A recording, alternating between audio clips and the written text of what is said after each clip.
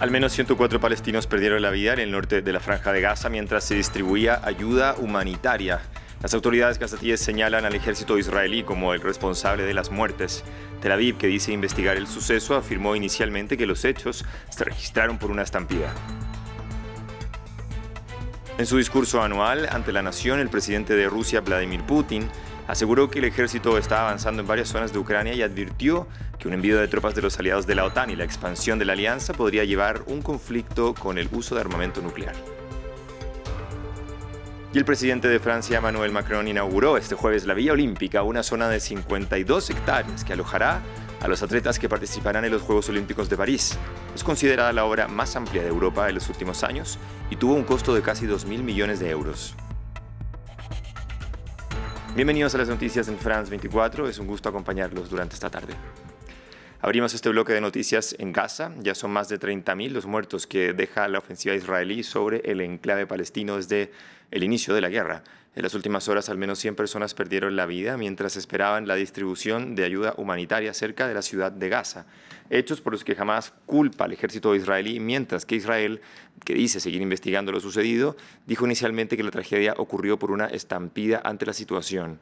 El Consejo de Seguridad de la ONU convocó a una reunión urgente. Nuestra corresponsal para Israel y los territorios palestinos, Yanira Gómez Muñoz, tiene la ampliación de la noticia. Es otra gran masacre de civiles palestinos, pero con unas particularidades que podrían influir en los actos de Israel en Gaza. En contexto, Israel adoptó hace poco el reparto de ayuda en horas de la noche para evitar saqueos y así aguardaba a la población en la calle Al-Rashid de Ciudad de Gaza esperando conseguir algo de harina. Según el ejército israelí, la gran mayoría de los más de 100 fallecidos murieron en una suerte de estampida, aplastados por la multitud o atropellados por los camiones. Y después, cuando un grupo se acercó a tanques y soldados, dicen que dispararon al aire y a las piernas, reconociendo haber herido a al menos 10 personas. Esta versión, que el ejército sigue investigando y que apoyó con un vídeo en el que solo podemos constatar a gente desesperada, no es la versión del Ministerio de Salud local ni de testigos o funcionarios médicos que describen un ataque israelí con disparos, con traslados de los heridos que también se hicieron con carretas y burros ante la falta de ambulancias que no eran suficientes. Como anticipábamos, la masacre ocurre en una situación desesperante y de hambruna en Gaza, muy grave en el norte, donde las organizaciones han paralizado la entrega de ayudas y donde se reportan cada vez más muertes por inanición como consecuencia de la invasión y los bloqueos israelíes. Tras 146 días de ataques y enfrentamientos, esta matanza coloca a Israel en el centro de las presiones y las denuncias de crímenes de guerra. Hamás ya amenazó con salir de los diálogos de tregua y liberación de los rehenes si, en sus palabras, el proceso es a expensas de la sangre de civiles. Egipto lo calificó de crimen vergonzoso, mientras que el presidente estadounidense Joe Biden afirmó que, aunque valora las dos versiones de lo ocurrido, sí sabe que esto complicará las negociaciones. En relación con el tema que estamos informando, el presidente Joe Biden se mostró preocupado por lo ocurrido en Gaza, mientras que la Casa Blanca está investigando la situación para recabar más información, además de calificarlo como grave incidente. Ante los hechos, Biden cree que el mortal suceso complicará los diálogos que piden un alto el fuego. Escuchemos. La esperanza es eterna. Hablé por teléfono con la gente de la región y probablemente todavía no se hará el lunes, pero tengo esperanzas. Y ante la situación en Gaza, Rusia también reaccionó a través de su ministro de Relaciones Exteriores, Sergei Lavrov, quien este jueves instó a representantes de Hamás y Fatah, que mantienen conversaciones en Moscú sobre la formación de un gobierno unificado, a dejar de lado sus diferencias y unirse por el bien del pueblo palestino. Lavrov también pidió un alto el fuego en Gaza. Se entiende que la principal prioridad es detener el derramamiento de sangre. Lo hemos estado haciendo desde los primeros días después del ataque del 7 de octubre de 2023. Lo condenamos, pero no podemos responder castigando colectivamente a los palestinos. Continuamos en Rusia. El presidente Vladimir Putin dio su discurso a la nación hoy en Moscú. El jefe de Estado advirtió a Occidente que tiene armas que pueden alcanzar su territorio y añadió que las amenazas occidentales relacionadas con el posible envío de tropas militares de los aliados de la OTAN a Ucrania y la expansión de la alianza crean, según Putin, un verdadero riesgo de conflicto nuclear. El líder ruso también afirmó que sus tropas están avanzando en el terreno. William Gasso tiene los detalles. Un discurso y una advertencia a Occidente. Vladimir Putin volvió a poner sobre la mesa la posibilidad de un conflicto a nivel nuclear. Todo lo que se les ocurre que les sirve para asustar al mundo entero crea la amenaza real de un conflicto en el que se use armas nucleares, lo que llevaría a la destrucción de la civilización.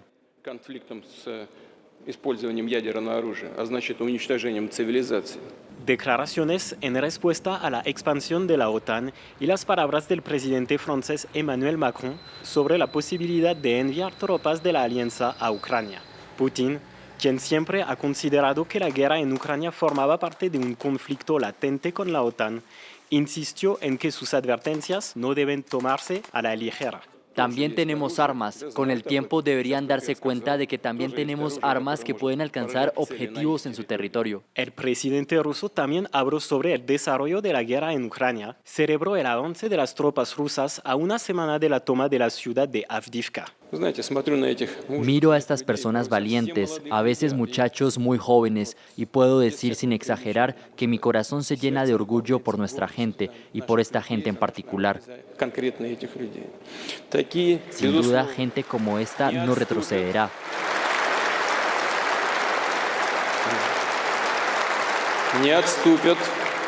No fallará y no traicionará. El discurso también tiene una connotación política.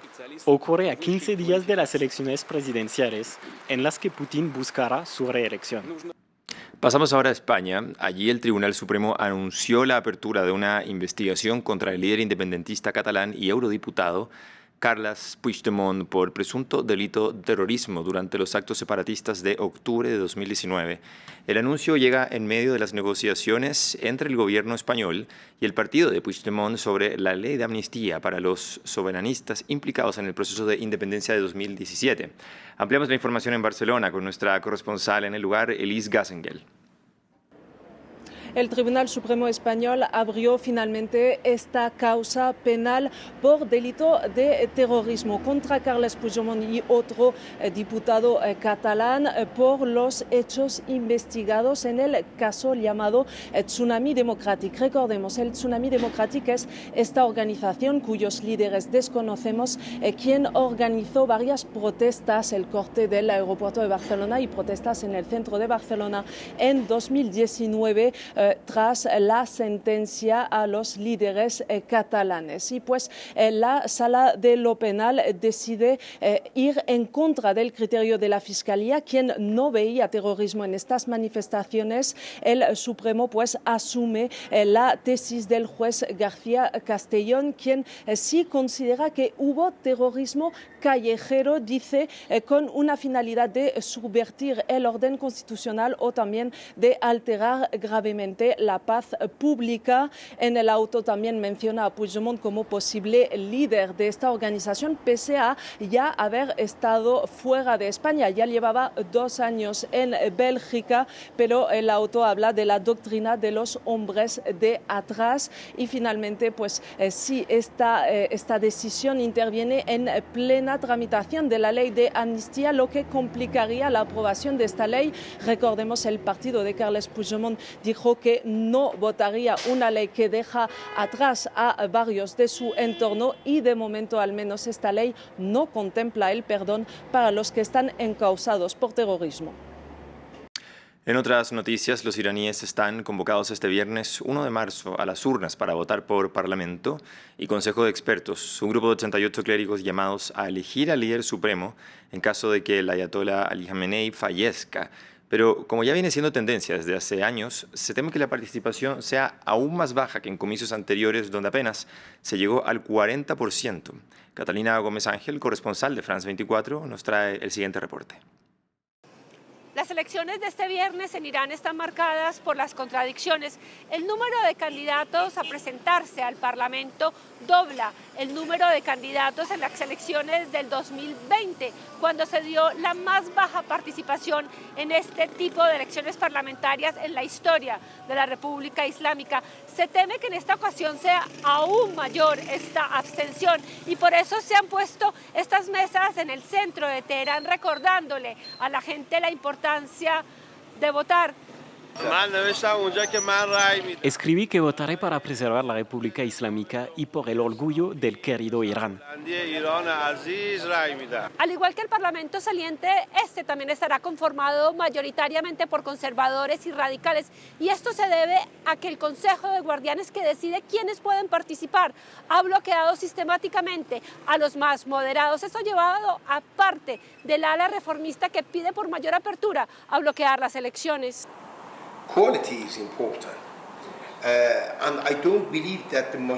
La calidad es importante y no creo que la mayoría de la gente tenga la posibilidad de tener los candidatos que lo representen entre estos candidatos, no los actuales. La verdad es que poco a poco voy perdiendo la fe. Participé en las elecciones anteriores. Pensaba que tal vez tener el sello en mi documento de identidad me ayudaría para algo, pero esta vez no votaré.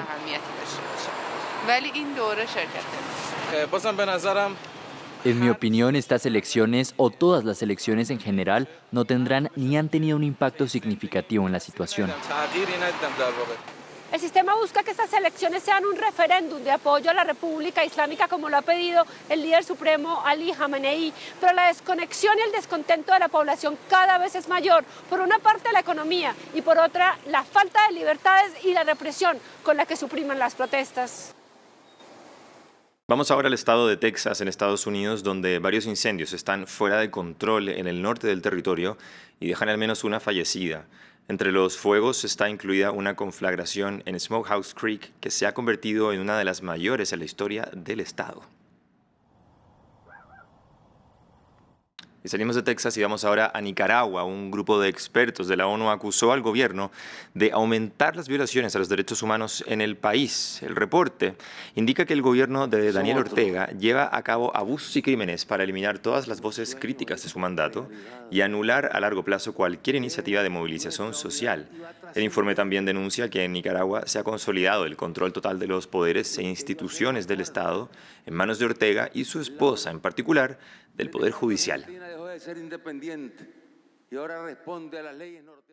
Y ahora continuamos en Francia, específicamente en París, donde el presidente Emmanuel Macron inauguró la Villa Olímpica que albergará durante los Juegos Olímpicos a los cerca de 14.500 atletas junto a sus equipos. Nuestra periodista en París, Erika Olavarría, nos entrega más detalles.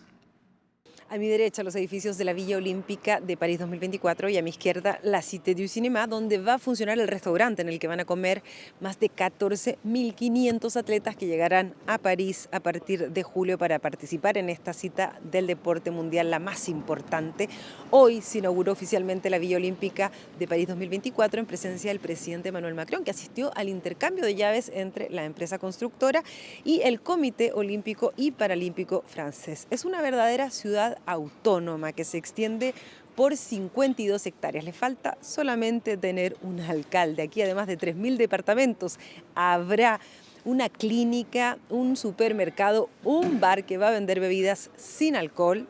Además del restaurante de la Cité du Cinéma, habrá toda una zona de camiones de comida o food truck e incluso un centro multiconfesiones y obviamente un gimnasio para que se preparen los atletas.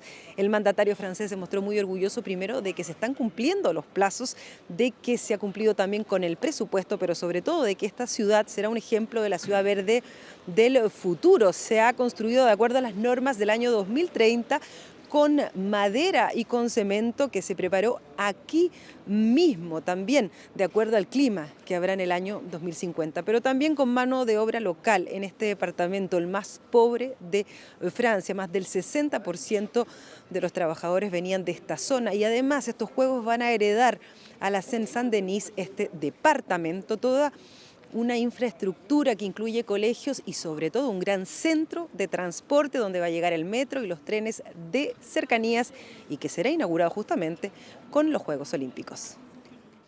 Bien, y con estas imágenes de París entonces cerramos esta transmisión que es en nuestra sintonía. Ya regresamos con más noticias y recuerde que puede profundizar en nuestro sitio web y también en nuestras redes sociales. Ya regresamos.